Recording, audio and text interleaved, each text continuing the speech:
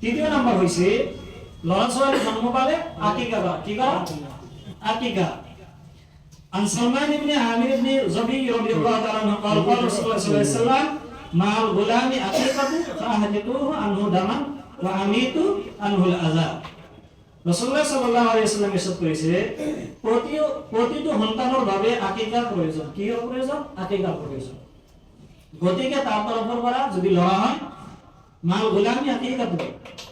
প্রত্যেক বাচ্চার কারণে কি আকিকা জরুরি। ফাহরিকু আনহু দামা, তার এই বাচ্চার তরফর পৰা কি করা? তেজ বহাই দিয়া, অর্থাৎ জানোয়ার কুরবানি করা। ওয়া আমিতু আনহু আযা, তার যে মাথা গন্ডগি আছে খারাপ আছে এইগুলা পেলাই দিয়া, অর্থাৎ যে মাথা চুরি থাকে। যদি আমরা এটা আকিকা কেন্দ্রে করা হবে। আকিকা কেতিয়া করা সুন্নত বা কেতিয়া করা? আকিকা করা সুন্নত হইছে 7 দিনের দিন। কেতিয়া আকিকা করা সুন্নত? 7 দিনের দিন। যেতিয়া যেনকৈ জন্ম পালে আজি কি বাৰ? শুক্ৰবাৰ। যদি আজি জন্ম পায় বৃহস্পতিবাৰৰ দিনা আকিকা করা হল সুন্নত। আকিকাৰ দিনা কি কৰিব? সেই বাচ্চাটো মাথা চুলি পেলাই দি চুলিৰ ওজনেৰে এই রূপা আছে না, রূপা দান বা রূপা সদকা কৰিব। এটা হল সুন্নত। এতিয়া আকিকা কেনেকৈ কৰিব লাগে? সাআলাত রাসূলুল্লাহ সাল্লাল্লাহু আলাইহি ওয়াসাল্লাম আনিল আকিকাতি উম্মে কুরস রাদিয়াল্লাহু তাআলা আনহা। রাসূলুল্লাহ সাল্লাল্লাহু আলাইহি ওয়াসাল্লাম এই আকিকার বিষয়ে বুঝিছিল।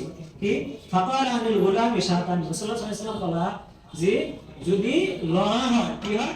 লড়া হলে দুটা ছাগলী। কেটা? দুটা ছাগলী। আৰু ওয়ানিল জারিয়াতি ওয়াহিদাতুন, আৰু ছোৱালী হলে এটা ছাগলী। লড়া হলে কেটা? দুটা, আৰু ছোৱালী হলে এটা ছাগলী। ওয়ালা যুতুকুম যুকরান কুন্না উম্মা ইনাসান। এই ছাগলী যদি পুৰুষ হয় হ'ব, ছোৱালী হলে অসুবিধা নেই।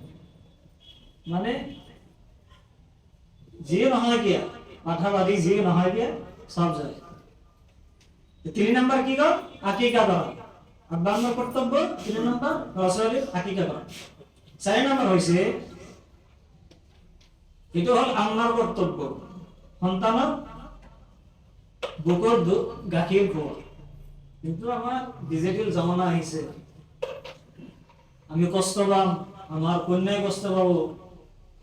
আমি সেই হরলেক্স আৰু বেলেগ বেলেগ দোকানৰ পৰা কিনি খোৱা। না না না, হরলেক্স না কি নাম আছে এইবিলাক খোৱা, বুকৰ গাখীৰ নোখোৱা, কষ্ট পাব। আল্লাহ তাআলা কয় ওয়াল ওয়ালিদাতু ইরদিআনা আওলাদাহুন্না হাওলাইনি কামিলাইন। আৰু মাকে সিহঁতৰ সন্তানক পূৰ্ণ 2 বছৰ স্তনপান কৰাইছে। কি কৰিব? 2 বছৰ। 2 বছর স্তনপান করা কর্তব্য।